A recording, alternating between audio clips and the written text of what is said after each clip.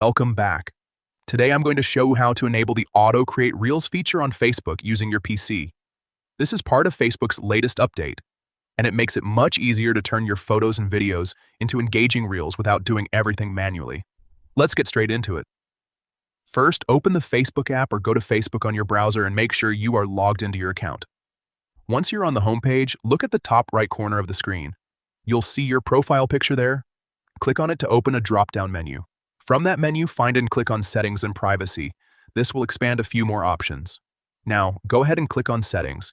This will take you to your main account settings page where you can control different features. On the settings page, scroll down until you find the section labeled Media. Click on it to open the media settings. This is where Facebook allows you to manage how your photos and videos behave on the platform. Now look for the option called Auto Create Reels.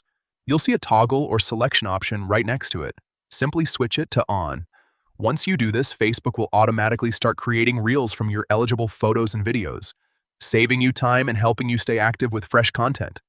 And that's it. You've successfully enabled Auto Create Reels on Facebook using your PC.